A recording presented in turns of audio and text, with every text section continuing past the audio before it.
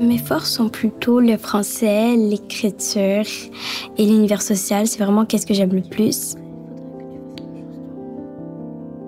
Et mes défis, c'est un petit peu plus les maths.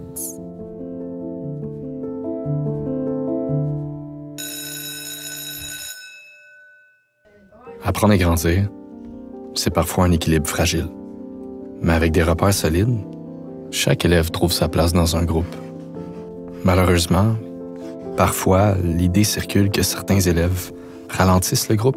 Vous allez rédiger les questions que vous vous posez pour pouvoir avoir les indices que Mme Catherine va vous remettre. D'accord?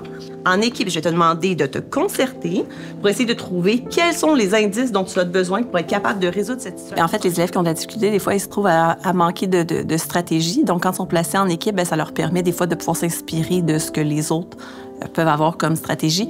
Puis l'autre chose, c'est qu'ils souvent on leur demande de nous montrer des façons de faire différentes. Donc, des fois, ça peut être une stratégie que les autres n'auraient pas pensé. Puis ça leur permet de persévérer aussi, même quand c'est difficile, parce qu'ils voient ce qui est fait par d'autres élèves de leur âge.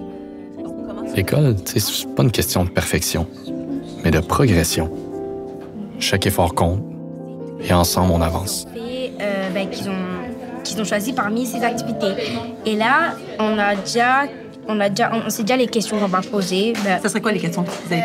Combien d'élèves? Combien d'élèves? Et aussi combien d'élèves il y a dans chaque activité. Ce qui m'aide en fait quand on travaille ensemble, c'est qu'elle me l'explique en détail et en même temps, elle me pose des questions. Alors, en même temps de m'expliquer, je m'interroge et je peux trouver la réponse. C'est ça qui m'aide beaucoup. Dans un groupe, chaque élève, chaque enseignant y joue un rôle essentiel. Chaque geste compte. La réussite, c'est un effort collectif.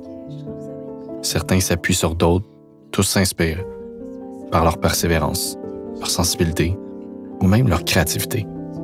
Ensemble, on progresse à des rythmes variés. On apprécie le voyage.